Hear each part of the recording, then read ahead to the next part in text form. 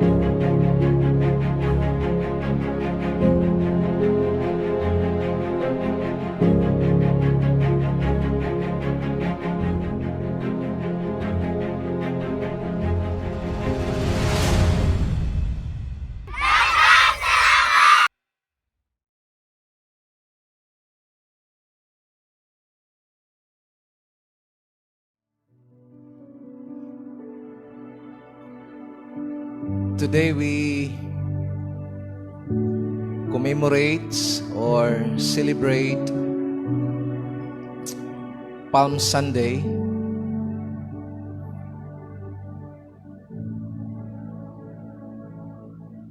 This is the last 7 days of Christ earthly ministry.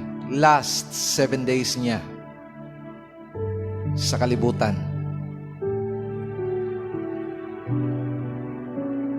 Because after the Sunday, on the Holy Friday, He will be crucified. And on Sunday, He will rise again from the dead. Igsoon, this is the beginning of the end of Christ's ministry.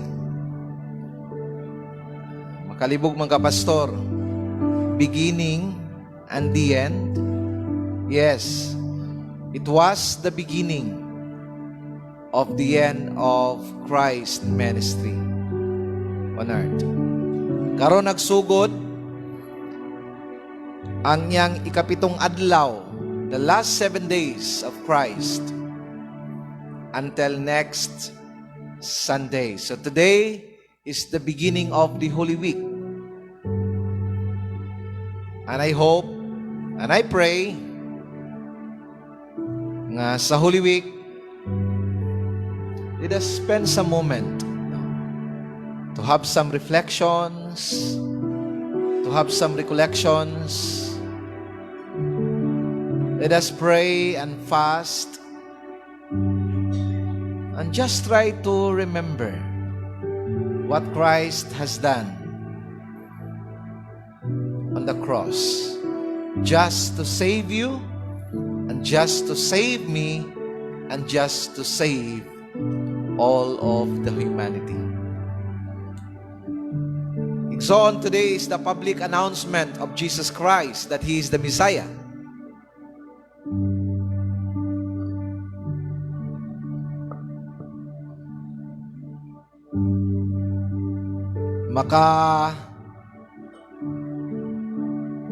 Makagol hando mo nigsoon nga the King of Kings, the Lord of Lords.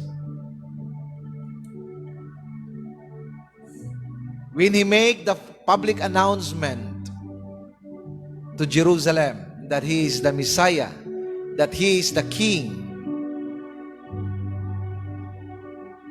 loy kayong iyang gisakyan mga igsoon. Ang iyang gisakyan hinulaman nga asno. Dili pagid iyang asno. It was a borrowed donkey. What a humble presentation of the darling of heaven. What a humble presentation of the King of Kings and the Lord of Lords. Una mga igsoon, wala tayong katungod nga magsigig reklamo nga, Lord, unsa naman ni? Pait naman kayo ni. Igsoon, ang imong kapait nga naagian,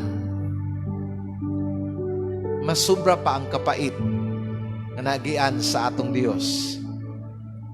Even He is the King of Kings and the Lord of Lords. He leave the glory of heaven just to reach you out. He came to this earth. He leave the glory of heaven para lang luwason ta mga igsoon. Can you imagine? Sa dihang pasulod siya sa Jerusalem, instead nga red carpet ang iyang agian as an entrance of loyalty. As an entrance of something that is so important. Pero igsoon, sumala sa na-record sa Bible, in the Gospel of Matthew, this is one of the accounts nga na-record sa upat ka Gospel. Matthew, Mark, Luke, and John. Kining Palm Sunday, makita nimo sa upat ka Ebanghelyo. Then, for me, para sa ako, siguro importante siya nga handumon. Labi na sa mga iglesia, sa mga Kristohanon. Because in this story, ipakita din the humility of our Savior. Can you imagine ang iyang gilaktan? Mga sanina sa mga tao, mga dahon sa mga kahoy, mo'y gihapin sa iyang dalan, mga palwa sa lubi siguro, mga palwa sa palm tree siguro, mo'y gihapin sa iyang agianan, instead of a red carpet. Ingon anak ka, humble ang presentation sa atong manluluwas igsoon. It is a story of commitment. It is a story of obedience. The life of Christ, nagtuyok lang. Naglibot-libot lang sa pagtuman sa kabubuton sa iyahang amahan. His life is a perfect example of commitment, humility, and obedience.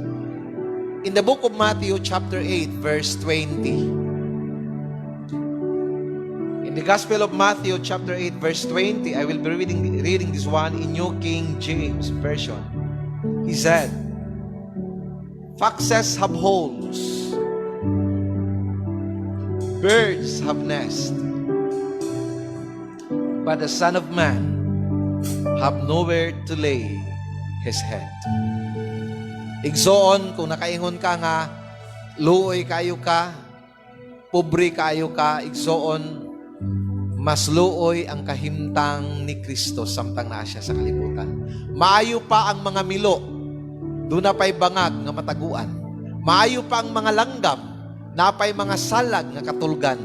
Pero ang anak sa tao, ang anak sa Diyos, ingon siya, "But the Son of Man have nowhere to lay his head." Wala man lang siya'y kapuy-an. For three years of his earthly ministry, si Kristo mga igsoon, walay balay nga gipuy-an. He just keep ministering and obeying the will of the Father.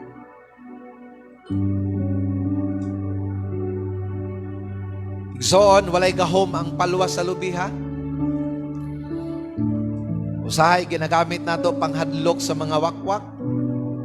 Usahay ang mga palwa sa lubi atong ginabutang sa atong pultahan. Kay sumpa sa mga kawatan. Igsoon, bisan pag-unsa kadako ang palwa sa lubi nga imong ibutang sa imong pultahan. Kung dili ka manirado sa imong balay, siguradong kawatan di ka igsoon. Palm Sunday is just a celebration that on this day, Jesus presented himself finally to Jerusalem, that he was the Messiah, that he was the King of Kings, that he was the Lord of Lords. Amen? Amen. So karon mga igsoon, we are still on our series about the journey to the cross. And this coming Holy Friday, mag-end ang atong series about the journey of the cross. We had been talking about the series of 7 short phrases and messages of Christ while he was hanging, having difficulty in breathing, bleeding, and dying. He spoke these 7 short messages and phrases. And we are now on the 6th word this morning. The first is the word of forgiveness. When he said, Father, forgive them, for they do not know what they are doing. The second word was the word of assurance. When he said to that thief who believes on him, he said, today, you will be with me in paradise. How amazing it is. How simple it is. Salvation, my friends, my brothers and sisters, it was been made simple by God so that everybody can avail. Number 3 is the word of devotion. When he said to Mary, Mother, your son. And when he said to the disciples, Son, your mother. And the fourth word was the word of abandonment. Again, never before and never again will he ask this question. When he said, Father, why have you forsaken me? Amahan ko, nganong gitalikdan mo ako. Si Kristo mga igsoon, gitalikdan sa tanang tao sa kalibutan. He was abandoned by his family. He was abandoned by his friends. He was abandoned by his disciples. He was abandoned by his believers. He was abandoned even with those people whom he helped. Katong mga tao na pinagaling niya, yung mga hindi nakakakita, nakakita, yung mga hindi nakakalakad, nakalakad, but all of them had abandoned Christ. But never he asked this question. Only when the Father abandoned the Son, he asked, Father, why have you forsaken me? And the fifth word, mga igsoon, is the word of agony. When his humanity cries, when he said, I thirst. Ingon siya, giuhaw ako. And today, my friends, brothers and sisters, mga kapamilya, kapuso, sana po from the start until the end, from the start until the finish, samahan niyo po kami sa ating on live streaming at paki-share naman po para marami pong tao na maministeryuhan po natin ngayong umaga. Because I believe that a lot of people today are hurting. A lot of people today are in pain. A lot of people today are anxious. A lot of people today are in the state of questions. Why? Why? And maybe this message this morning will minister to their hearts, and it will change them. It will change their lives forever. The sixth word is the word of victory. It is found in John chapter 19, verse 29 up to 30. I will be reading this one in New Living Translation. John chapter 19, verse 29 up to 30. It says,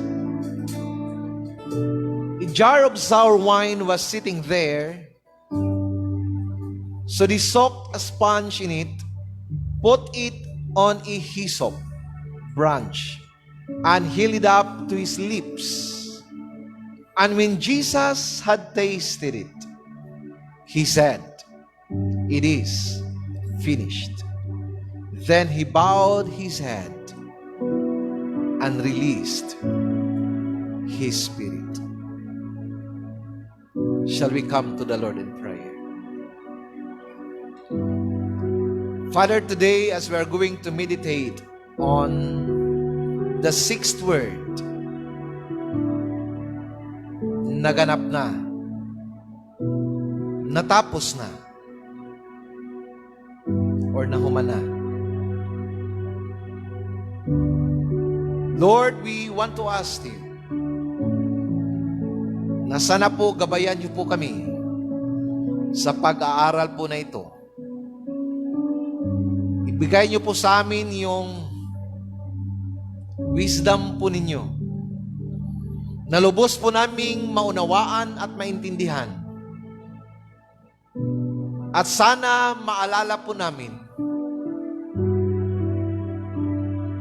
ang kapaitan niyo po, ang kasakitan na dinanas niyo po doon po sa cross, sa Calvary. Today is the beginning of the Holy Week. And let it be, Father, na sana po this week indeed will become holy for everybody. Na ang mga tao po ay talagang maghanap po ng inyong presensya. Hanapin niyo namin po ang pagmamahal ninyo, the grace, the mercy. Hahanap-hanapin po namin. Uuhawin po kami sa presensya ninyo. Gugutumin po kami sa presensya ninyo. And Lord, in this short time of meditation together, especially those ones who are joining us live, Lord, you know my limitations. May mga tao po na hindi nakakaintindi po ng Bisaya. Those who are speaking in Tagalog, those who are speaking in English. But Lord, I pray that you are going to minister to them in a very special way.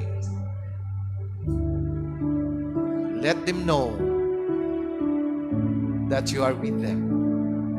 Let them know that you are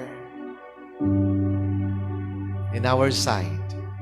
Na kayo po ang pinakamalapit po na kaibigan namin ngayong umaga. This is my prayer.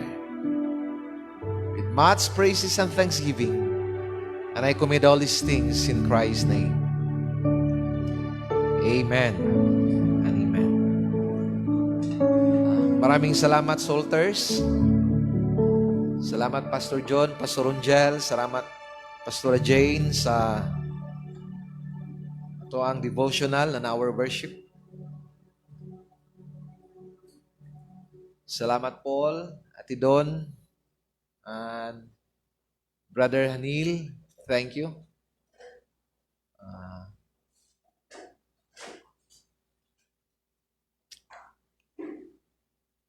Maayo gid kayo ang Ginoo igsoon nga bisan taliwala sa COVID-19, pero murag kompleto gihapon mi dinhi sa church, no? Still we are intact in the church and still we can minister. We can minister to you, especially katong mga kasama po namin sa online streaming po. At sana po ngayong umaga, masisilayan po natin ang presensya ng Diyos. So we are now in the sixth word. When Christ cries with all finality, He said, "It is finished." Sabi niya, naganap na, natapos na, nahumana. Igsoon, unsa ba ang nahuman? Or kinsa ba ang nahuman? Is it a cry of frustrations? Is it a cry of exhaustions? Is it a cry of hopelessness? Or is it a cry of hopefulness and victory? So ngayong umaga, yan po ang pag-uusapan po natin. Maraming bagay po ang natuldukan when Christ died on the cross. He put a period. No? There are many things that has been finished when He died on that cross. But today, I will just cite only few of them. Because alam ko po na hindi po kakasya yung time po natin for sharing. No? Kung uubusin po natin lahat. I will just cite few of them as what God has installed in my heart. It is finished. Natapos na or naganap na. Number one, the perfect sacrifice for sin is finished. Again, the perfect sacrifice for sin is finished. Walang labis, walang kulang. Perfect nga sakripisyo para sa sala. No? Perfect nga halad para sa sala sa mga tao. For how many years of searching? For how many years of waiting? Finally, dumating na ang itinakda. Palihog ko kalabit sa iyong katabi, sabihin mo, dumating na ang itinakda. Finally, the perfect offering and sacrifice have arrived. Our champion, our Savior, can you say amen? So natuldo ka na. Ang paghahanap ng perfect offering or sacrifice for sin is finished. So wala na yung audition mga igsoon, humana ang audition. Humana, natapos na, may natagpuan na, may nanalo na po. May nag-best actor na po mga igsoon. And it was Christ. In Hebrews chapter 10, verse 11 to 12, Hebrews chapter 10, verse 11 to 12, I will be reading this one in New King James Version. Day after day, no? Araw-araw, every priest stands and performs his religious duties again and again and again, and he offers the same sacrifices. And take note of this one, which can never take away sins. So, can you imagine mga igsoon? Ang mga labang pari sa unang mga panahon, every day they keep repeating and doing offering for sins. At sinabi po dito na ang offering po nila ay hindi po mawawala yung sin ng sanlibutan. Sinabi po dito, which can never take away sins. But in verse 12, something amazing happens. In verse 12 it says, but when this high priest had offered, it refers to Jesus Christ. But when this high priest had offered for all time one sacrifices, kaisa lang, igsoon. One sacrifices for sins, he sat down at the right hand of the Lord. Wow. Perfect offering that can take away the sins of humanity. Kaya po tinawag siya na kordero ng Diyos na nag-aalis ng pagkakasala ng sanlibutan. He is the Lamb that can take away the sins of the world. Mga igsoon, para masabta nato ang background sa Book of Hebrews chapter 10, we need to understand what is the context of this offering. Why the priest kept on offering offers, no? Or offering to God. Igsoon, sa unang panahon, ang offering sa sala is required by God. And it is done, no? Pinaagi sa paghalad sa mga mananap. O when it comes to offering, ang Dios, taas kayong standard nga kinahanglan ang ilang ihalad nga mananap, no? To make appeasement, para malipay ang Dios, para dawaton ang Dios ang ilang halad, kinahanglan katong pinaka-the best sa ilang mga kahayupan. Katong pinaka-the best sa ilang mga animals, no? Katong perfect, katong hames, kinahanglan mao ilang i-offer para dawaton sa Dios, para pasayloon sa Dios ang ilang mga sala. Pero, mga igsoon, tungod sa pagka-selfish ng mga tao, pakisabi naman yan sa katabi mo, selfish. Again, sabihin mo, selfish. Sa Bisaya pa, nagatinda og isda. Kitang tanan mga igsoon, nagapamaligya og isda, selfish. Hindi po, mga igsoon. Napaka makasarili po natin. Ang iniisip lang po natin yung sarili lang natin, no? So, God requires them a perfect offering, pero ang ginagawa po ng mga Hudyo, instead of offering the best, ang ilang gina-offer yung mga animals po na depektibo. Katong mga payat, katong mga ihid, katong mga buta, katong mga bakol, katong mga animals nga dili mapuslan. Paliw ko kuhitan ni mong katapad, igsoon, igna siya nga, I hope dili ni ikaw. I hope dili ni ikaw. You should give offering to God the best. No? Pero sa mga Hudyo, ang ilang ginapili nga mga offering katong depektibo, katong dili mapuslan. Because ang mga good animals, ang mga the best nga ilang mga hayop, ilang ginagamit sa farming, ilang ginagamit pang konsumo sa ilang panimalay. No? Amazing. Pagpara gani sa Ginoo igsoon, ang mabilin sa Ginoo salin-salin. Pag ang Ginoo muhatag, sobra-sobra. Amen? Ang Dios maayo. Ang Dios maayo. Sobra-sobra, pastor. Can you please repeat after me? Ang Dios maayo.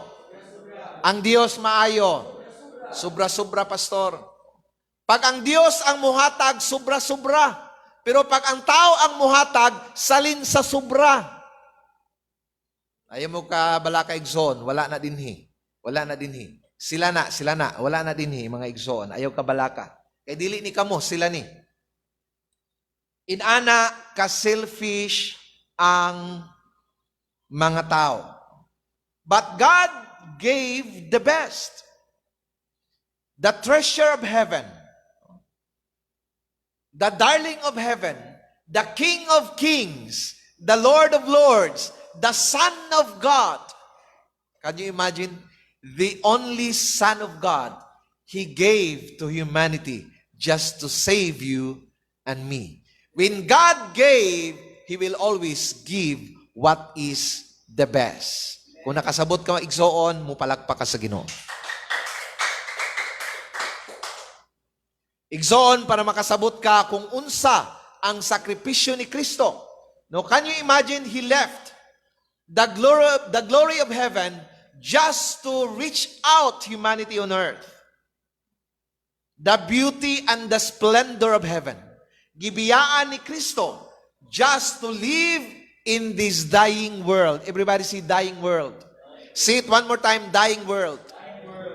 Igsoon, this is not a wonderful world. This is not a beautiful world. Kinumdum ko atong kanta, I could not memorize it, but sabi niya, I see trees green, red roses too. I see them blow for me and you. What a wonderful world.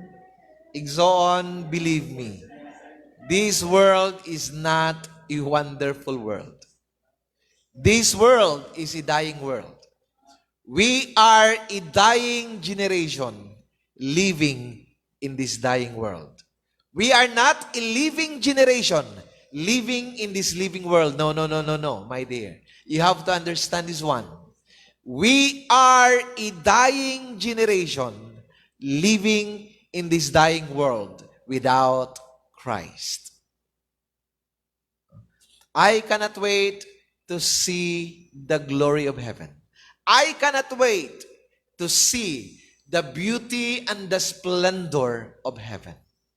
Igsoon, kung gigwapuhan na kaaning kalibutan, unsa na lang kaha kung makita na nimo ang langit. The place of perfection. The place of beauty and splendor. Muna mga igsoon, katawanan, ang mga tao, mahadlok yun, mubiya sa kalibutan. Most of the people of this world are so attached, no? Are so attached with this world because they believe that this world is a wonderful world. No, my dear, this world is a dying world without Christ. So, mga igsoon, don't be so attached with all the things in this world because all of them are just passing. No? Lumalabay lang ning tanan, mga igsoon. So the perfect sacrifice is finished. A long time searching and waiting is finished. Everything that is written in the law pertaining to the Messiah is now fulfilled. Naganap na. Natapos na. So igsoon, wala na ilaing manluluwas. Just in case makalimot mo palikukwit ani mong katapadig na siya, wala nang ibang tagapagligtas. Sa kabila naman sabihin mo, wala nang ibang tagapagligtas. Wala nang ibang representative ang Dios. Kung dunay mo claim nga siya ang representative sa Ginoo, pakiingon ko sa iya, bakakon siya. Because wala na, humana ang salida.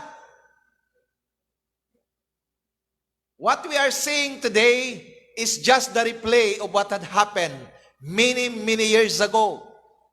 The Messiah had come. Natapos na ang pagtubos ng kasalanan. Wala nang ibang Savior. Kung doon na pa may claim nga tao igsoon, nga siya ang manluluwas, bakakon siya. Kung mutuo kami yung kag-amen. Kita igsoon, hilig kay tamanan og salida nga, kanap itong na-sequel, na ay part 2, na ay part 3, na ay part 4, na ay episode 1, episode 2, episode 3. But when it comes to the Messiah, when it comes to the prophecy and the fulfillment of the Messiah, wala na'y part 2 mga igsoon. Wala na'y part 3 mga igsoon. Wala na'y sequel. What we are seeing today is just a replay of what had happened 2,000 years ago. Palakpakan na to ang Ginoo. So again, the perfect sacrifice for sin is finished. Number 2, the power of sin is finished. Again, the power of sin is finished. Nabugto na ang gahom sa sala. The power of sin has finally broken. Can you say amen? Ang gahom sa sala, wala na'y mahimo sa tao nga nagatuo sa Dios. Muna mga igsoon, dili tinuod kanang panultihon nga makaimuingon ta nga mapildi ta sa sala. Because ang sala dugay nang gipildi sa Dios. Sin has been broken. The power of sin has been broken and finished. Dugay rang gidaog ni Kristo ang sala, mga igsoon. Mapildi ka kung magpapildi ka. Pero kung mubarog ka, nga ikaw giluwas na sa Ginoo, igsoon, wala na'y gahom ang sala sa imo. Wala na'y gahom ang sala sa imo. The Bible said, resist the devil, and the devil will flee. So, ingon siya, resist. Ano ibig sabihin ng resist? No? Avoid or likay. Iwasan mo. Hindi niya sinabi na labanan mo. No. You don't have to fight for the devil because the devil has been conquered already. Tapos na ang palabas. Napildi na si Satanas. You don't have to fight for him. Or you don't have to fight to him. Ang sinabi ng Bible, just resist. Iwasan mo lang. I-rebuke mo lang. And the Bible said, and the devil will flee. Ugmudagan ang demonyo. You don't have to fight for it, but you don't have to resist. Kinakailangan mo lang iwasan, kinakailangan mo lang i-rebuke, kinanglan mo badlungon. Kung saan man mga igsoon nga, instead nga atong likayan, instead nga atong badlungon, butangan pa mahino na itong welcome sign ang sala. Then after na ito, ma-welcome ang sala, paglakaw niya, mangutan na pagkita, kanus ka mo balik. No? Ngausay, wala takabanta igsoon, nga ato nang gisabak ang demonyo. Wala takabanta igsoon, nga ato nang ka-apply ang demonyo. But the Bible said, resist the devil, and the devil will flee. Hindi mo na kailangang patayin or paglabanan ang demonyo. Kasi talunan na po ang demonyo. Everybody say talunan. Everybody say talunan. The devil is the biggest loser. Talong-talo na po ang demonyo, mga kapatid, kapamilya. Kaya hindi po totoo na matatalo ka po ng kasalanan. If you take hold of God's holiness, you will become holy. Possibly na ikaw ay maging holy if you believe Jesus as your Savior. Can you say amen? Sinabi sa Romans chapter 6 verse 22. Just in case yung nag-follow po sa atin sa live stream, you have the Bible or you have a Bible with you. In Romans chapter 6 verse 22. I will read this one in New Living Translation. New Living Translation, sinabi po dito sa New Living Translation. But now, everybody say now. Everybody say now. Not yesterday, not in the future, but sinabi niya now. Say it one more time, now. But now you are free from the power of sin. See? Maliban na lang kung nagsisinungaling ang Romans 6:22. Sinabi po dito, now you are free from the power of sin. Kaya wag mong sabihin sa akin na matatalo ka ng kasalanan because the Bible is clear na tinalo na po ng Diyos ang kapangyarihan ng kasalanan. That is the biggest lie that you will heard or you will hear from a person, especially sa mga Kristohanon. Dili na tinuod, igsoon, lisod kayo, sir, matintal kita kay tao lang man ta. No, dili ka matintal, nagpatintal ka igsoon. Palikukwit sa imong katapan, kung just in case nakalimot siya, Ignacia, nagpatintal ka. Pwede ka dili matintal. You have a choice not to be tempted. Because, again, the power of sin is broken. It is finished. Number 3. Okay, review po tayo. Number 1, the perfect offering for sin is finished. Number 2, the power of sin is finished. Number 3, the war between man and God is finished. Everybody say wow. Everybody say wow. Can you imagine yourself?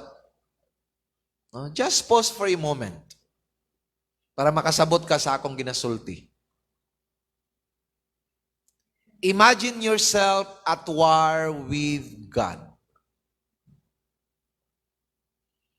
Imagine na imong kaugalingon nga kalaban nimo ang Dios.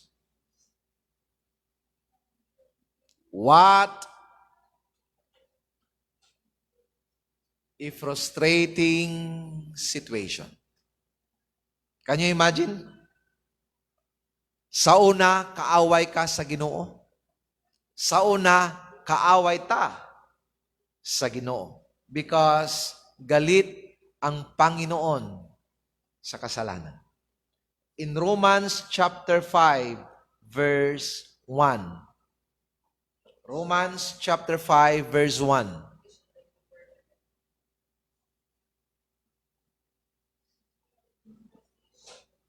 Romans chapter 5, verse 1. I'll be reading this one in New King James Version. New King James Version. Therefore, having been justified by faith, we have peace with God through our Lord Jesus Christ. Kung nakasabot ka igsoon mo, palakpak ka. Kung nakasabot ka igsoon, mayroong kag hallelujah. Kung nakasabot ka igsoon, mayroong kag amen. Therefore, having been justified by faith, we have peace with God. Finally, the war between man and God is finished. We have now peace with our God through the death of our Savior, Jesus Christ. That means that before Christ, we are at war with God. Therefore, before His crucifixion, we are at war with God. We are in the state of war. And that put us in a very bad situation. Everybody say, very bad situation. A man at war with God, that is a very bad situation.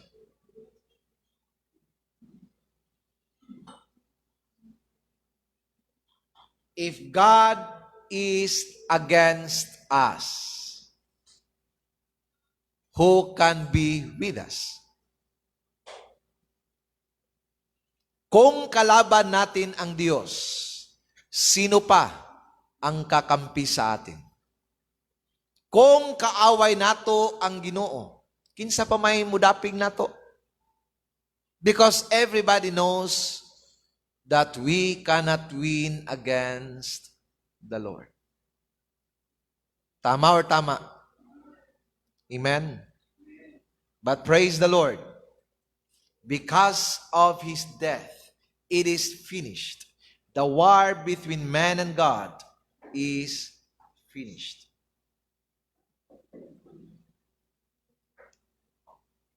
Ang sakit mga igsoon,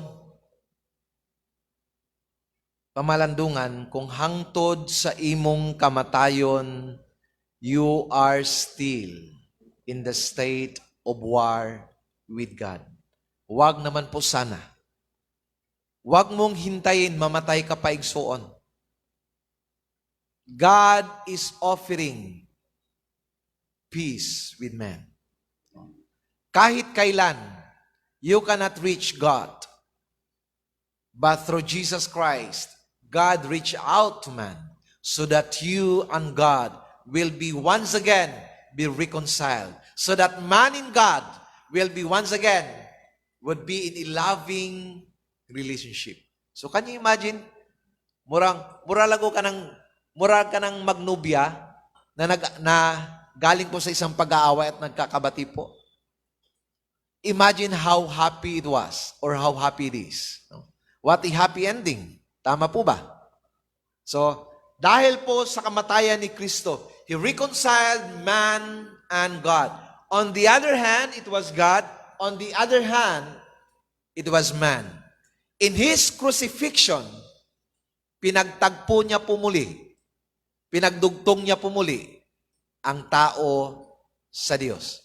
Parang it was reconciled by Jesus Christ on that cross. What an amazing. Isn't it amazing? Isn't it surprising? Isn't it exciting? Isn't it? Palakpakan daw natin ang ginawa mga Igsoon. So Igsoon, bago po maging huli ang lahat,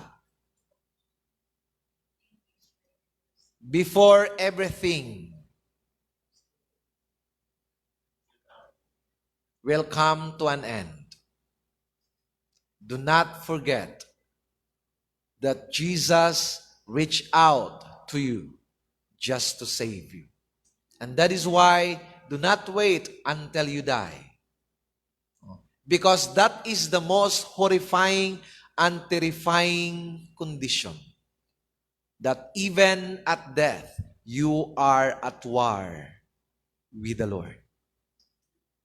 Friends, while you are still alive, while there are still chance, while seek God while He is found. Call on His name, and He will always hear you. Receive Him as your personal Lord and Savior. He said, "Come to me, all of those who are weary, and I will give you rest." Let us give a clap offering before the Lord. Yung malakas po. Okay. The fourth one, the separation of man and God is finished. The separation of man and God is finished. When Christ said with finality, "It is finished," He's saying that the separation of man and God has come to an end. That man and God had to be reconciled. That man and God will be together once again. Can you say amen? Somebody help me. Can you say amen? Amen. In His death, man was reconciled to God. He became the bridge between man and God when he was hanging on that cross. He became the bridge so that man and God will be reunited once again. So that man and God will be reconnected once again. Because during the sin of Adam and Eve, because of their sin, man was disconnected with God. And praise the Lord, through the death of Jesus Christ, man and God has been reunited once again. Can you say amen? Can you say amen? Can you say amen? Let us give Him a clap offering, my friends. In Romans chapter 5 verse 10, in New King James Version. Romans chapter 5 verse 10, New King James Version. For if we were enemies, we will reconcile. Can you say amen? Say it one more time. Can you say amen? We were reconciled to God through the death of His Son. Me and you, all the people of this world, has been reconciled to God. Sin has been dealt already. All you have to do, my friend, is just to receive and believe that Jesus is your Savior. Just confess His name, that He is the Messiah, that He is your God, and you will be saved. Alam po natin mga kaibigan, kapatid, we knew that man without God is a pointless nobody. Man without God is a useless nobody. But God without man, still He is God. I will repeat. God without man is still God. But man without God, just in case you forget, man without God, you are just, we are just, useless nobody. Can you say amen? Can you say amen? Amen. Number 5. Not just the war between man and God, not just the separation between man and God is finished, but when Christ shout with finality, it is finished. Number 5, the war between God and Satan is finished. I will repeat. The war between God and Satan is finished. The boxing is over. Humana ang palabas. What we are saying today is just a replay. And we knew already who will win this battle. We knew already. The score is 1-0. 1-0. 1 for God and 0 for the devil. And that is why it amazed me. It amazed me. Why you keep serving the loser? If Satan is a loser, kung talunan na ang demonyo, ba't ka pa tataya sa kanya? Ba't ka pa kakampi sa kanya? Ba't ka pa magsusuporta sa kanya? Ba't ka pa susunod sa kanya? Talunan na ang demonyo. Why keep serving the loser? Isn't it amazing? Tama or tama? Am I right? Or am I right? Amen? The devil is a loser already. And that is why you do not need to serve the loser. You do not need to obey the loser. You do not need to support the loser. What we are seeing today is just the replay of the event that happened long time ago. And we knew already who will won this battle. And it is Christ, our Lord and Savior. Let us give Him a clap offering, my friends.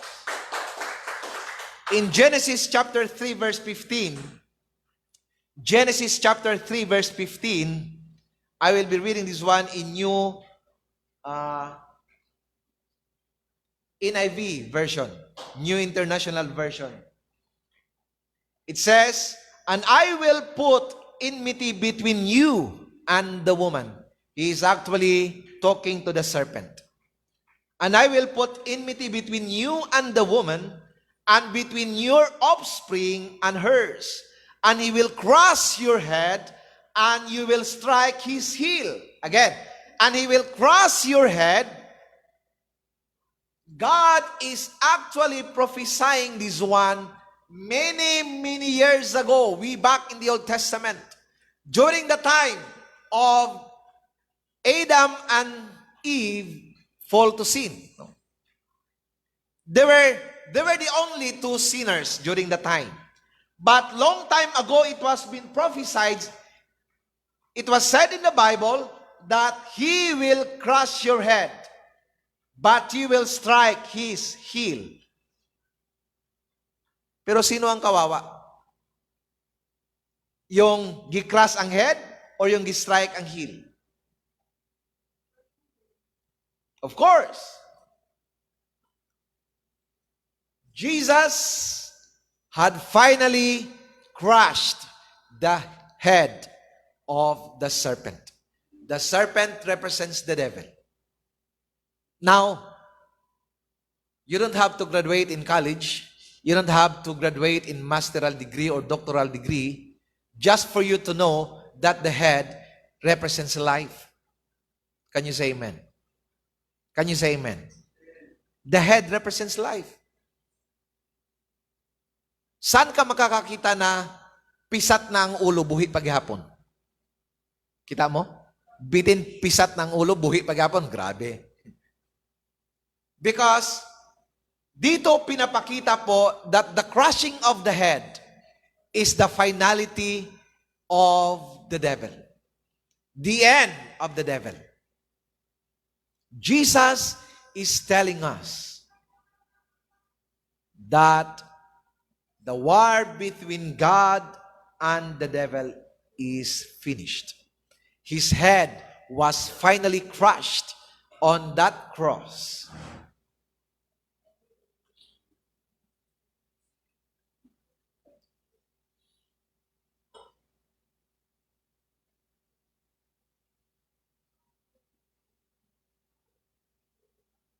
Christ shout with finality. Humana ang baksing igsoon. Knockdown na ang demonyo. Everybody say it with me. Knockdown na. Again, knockdown na. Sa mga English speaking. The devil is already knocked down. Say it with me. The devil is already knocked down. Knocked down na. Not just knocked down, knocked out na.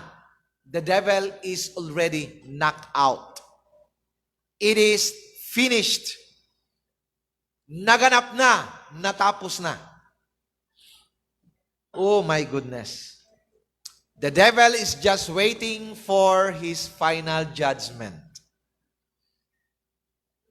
In the great white throne judgment, when Christ will act as a judge, and the devil together with his angels, and together with all those people who will reject Christ as their Savior, will be casted out into the darkness, into the lake of fire. Friends, that place is not supposedly for you. That place, according to the Bible, is the place that has been reserved a long time ago for the devil and all his angels. That place is not for me and you. And there is still a chance. You will be saved today. The ABC of salvation, letter A, acknowledge that you are a sinner. Letter B, believe that He is your Savior. And letter C, confess that you are a sinner. Confess all your sins and turn away from your sins. If you will do it that one, my friends, with sincerity of the heart, you will be saved today. Exxon, the devil, is now in the recruitment agency today. Ang demonyo wala na'y mahimo sa tao because the battle has won already. The battle is finished already. But the devil is still recruiting for men and women to go with him in the lake of fire.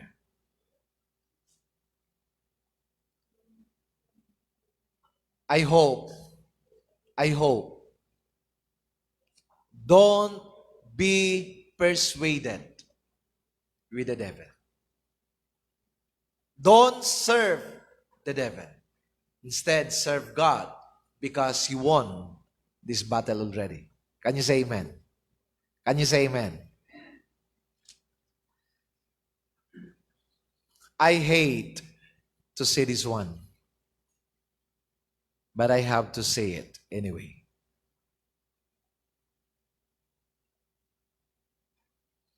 The greatest recruitment agency that has been used by Satan. Do you really wanted to know what is the greatest agency used by Satan today? Do you really want to know? Everybody say, I want to know, Pastor. Do you really want to know? Okay. Panggunit, kung doon na kayo magunitan, kay basig, mahulog ka o makuyapan ka. The greatest recruitment agency of the devil today is religion. Many will come to hell because of religion. Believe me. I hate to see this one, but I have to say this one. Many people has been deceived by religion. They had been deceived long time ago by the religion. Every true religion, say it with me, true religion. See it one more time, true religion. See it the last time. Every true religion must teach the doctrine of being born again. If your religion is not teaching the doctrine of being born again, I'm afraid that you are in a wrong one. Friends, your righteousness cannot save you. Your money cannot save you. Your gifts and your offering to God, that is good, but it cannot save you. Your penance, your sacrifices cannot save you. In fact, the Bible says, obedience is better than sacrifice. It is better to obey rather than to give sacrifices before the Lord. My friends, true religion is the religion that teaching the doctrine of being born again. In John chapter 3, verse 3. No man can see the kingdom of God unless, sumpay niyo Exon, no man can see the kingdom of God unless he is born again. See it one more time. Shout it aloud. Unless he is born again. Can you say amen? It is not by attending religion. It is not by doing good works. It is not by giving money. It is not by sacrificing and giving penance. He said, no one can see the kingdom of the Lord unless that man, everybody see no man. See it one more time, no man. See it the last time, no man. No man. I am seeing it from the heart. I am seeing this one by heart. No man, regardless of who you are, regardless how many times you pray every day, regardless how many times you read the Bible every day, regardless how much money you give to your church, regardless how many offerings you gave every day to God, no man can see the kingdom of God unless he is born again. Let us give him a clap offering, my friends. Pastor, I want to be born again. Pastor, how must a person be born again? In John chapter 1 verse 12 it says, for those who believe him and for those who receive him, he gave them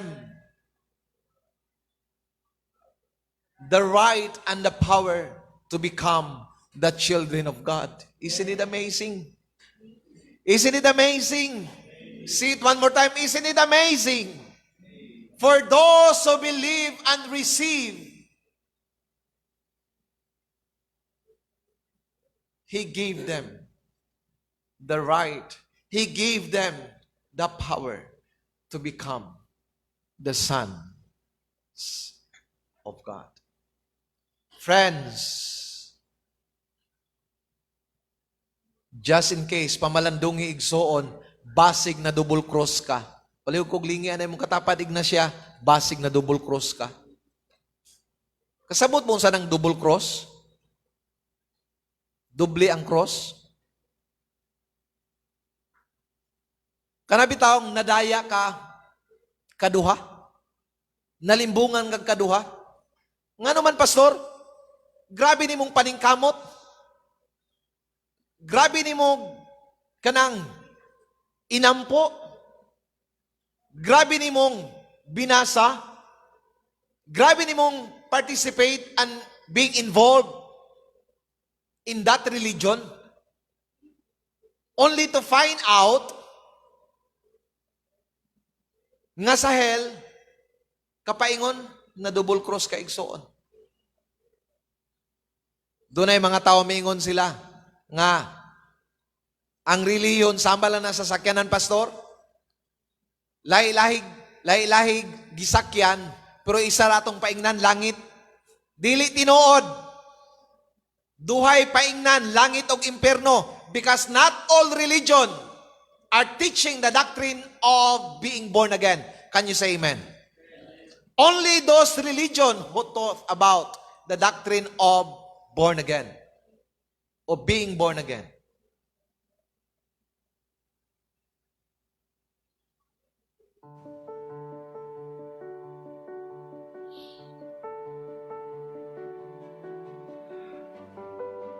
Igsoon, I know that the devil do a lot of things just to stop Jesus from dying on that cross. He does everything, every single step of the way. The devil does everything just to stop our Savior to be hanging on that cross. Why?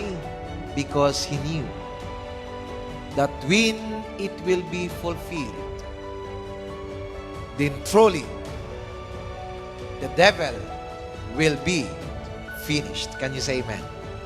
And that is why Christ cried with finality, he said, it is finished. Igsoon mo ang nakapamalandong ko sa akong kaugalingan, sa akong kaugalingon. One time in our devotional, one time in my quiet time, nitulo ang akong luha.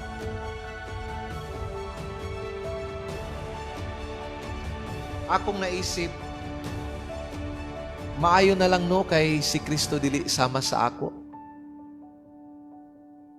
Humok og ilong, dali mo give up, dali mo yield sa mga pagsulay. Salamat na lang kay si Kristo, dili ako. Can you imagine all the temptations, all the suffering, all the pain that was caused by the devil to Jesus Christ. He has to endure that one until the day of His crucifixion, just to become the perfect sacrifice for sin, for you, and for me. What if lang mga igsoon? What if, kung isa lang kabisis, what if, kung kaisa lang kapanahon, nagpatintal si Jesus Christ sa demonyo? Because I know that the devil does everything he could para tintalon ang demonyo, para tintalon si Kristo, para makasala si Kristo, so that He will not become perfect sacrifice of sin. What if, kung si Kristo nakasala lang kaisa igsoon?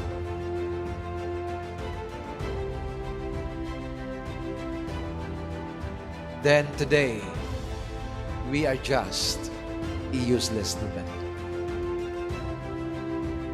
We are just a man without hope. We are just a man without joy. And we are just a man without life. But praise the Lord, pinanindigan po ni Kristo until the last drop of His blood. Pinaglaban ka ni Kristo. Pinaglaban ka ni Kristo just in case nakalimot ka igsoon. Until the last drop of His blood. Pinaglaban ka ni Kristo. Kaya sana naman po, especially I am talking to you and me, I am talking to all the Christians who are seeing our live stream today. Until the last drop of His blood, He fought for you. Sana naman po, kapatid, kapamilya, huwag niyo pong bastang i-give up ang pananampalataya niyo po sa Kanya. Sana naman po, taas noon nating iwagayway na ako ay isang Pilipino. No, dili Pilipino. Ako ay isang Kristiyano. Taas noo, iwagayway natin. Let the world knew that I am a Christian. Let the world knew that I am born again. Igsoon, paglaban naman po natin.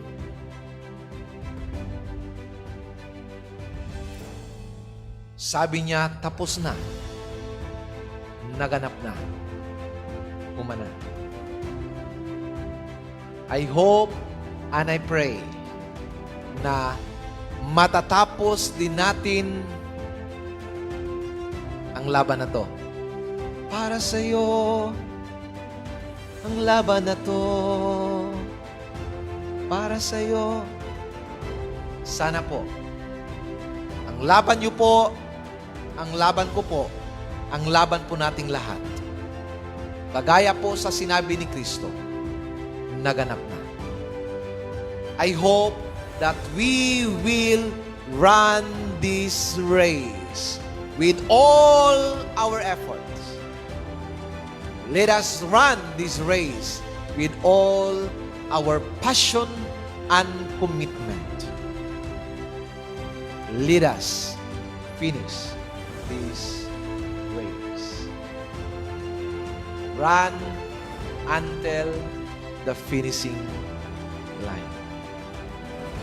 Sunday, take away, mga kapatid, mga kapamilya, kapuso, brothers and sisters, everyone, Sunday take away.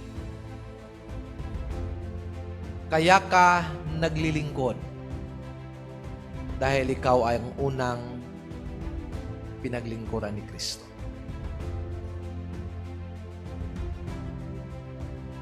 Kaya ka nagmamahal kasi ikaw ang unang minahal ni Kristo. Kaya ka nagbibigay just in case you forget. Kaya ka nagbibigay kasi siyang unang nagbigay.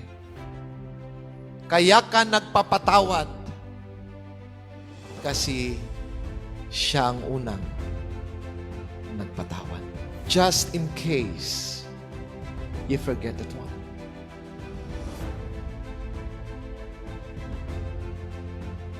You serve because He first served you.